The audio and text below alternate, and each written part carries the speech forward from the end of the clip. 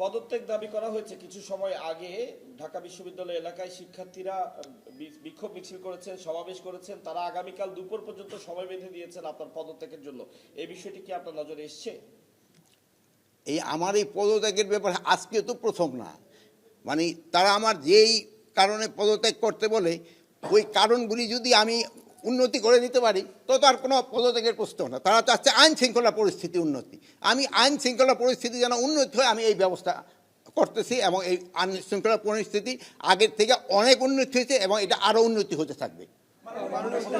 একটু ডেভিল হান্টের অপারেশনের পর থেকে এখন পর্যন্ত প্রায় 8,500 কিন্তু গ্রেপ্তার হয়েছে আমরা দেখেছি।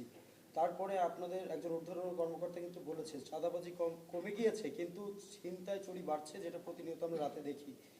এখন যাদেরকে গ্রেপ্তার করা হলো তা আসলে তারা কারা? আর এই যে রাতে প্রতিনিয়ত যে ঘটনা ঘটছে, শুধুমাত্র রাতেই নয়, সারা দেশেই ঘটছে অপ্রীতিকর ঘটনাগুলো, তাদেরকে কেন গ্রেপ্তার করা হচ্ছে না? আপনি গ্রেপ্তার কিন্তু করা হচ্ছে, বা যে পরিমাণ গ্রেপ্তার করা উচিত হয়তো সেই পরিমাণ হয়তো হচ্ছে না। যেমন ধরেন এই বাসে ডাকাতির জন্য কিন্তু অলরেডি 3 জনকে কিন্তু সাভার থেকে গ্রেপ্তার করা হয়েছে, গ্রেপ্তার হচ্ছে এবং গ্রেপ্তার এটা চলতে থাকবে।